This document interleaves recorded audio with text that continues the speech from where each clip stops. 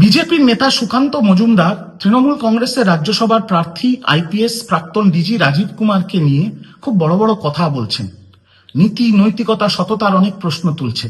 তো আমি সুকান্ত মজুমদারকে একটা প্রশ্ন করতে চাই যে আপনার লজ্জা করে না?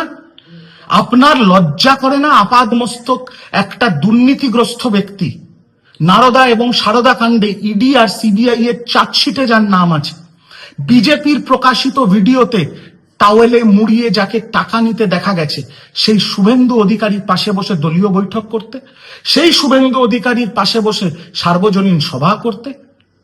তাই ওয়াশিং মেশিন বিজেপির মুখ থেকে নীতি, নৈতিকতা, সততার বড় বড় কথা মানায় না। আর সুকান্ত মজুমদার, আপনাকে বলবো রাজনীতিতে ফোকাস করুন। আপনাকে তো রাজনীতিতে কম, ফ্যাশন শো র্যাম্পে বেশি দেখা যায়।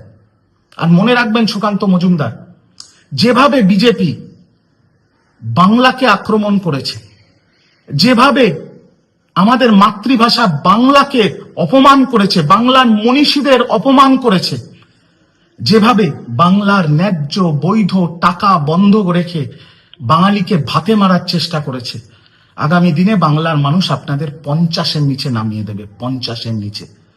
তাই এসব বড় বড় কথা না বলে রাজনীতিতে ফোকাস করুন, কারণ 2026-এর বিধানসভার ভোটের পর আপনাদের খুব শোচনীয় অবস্থা হবে।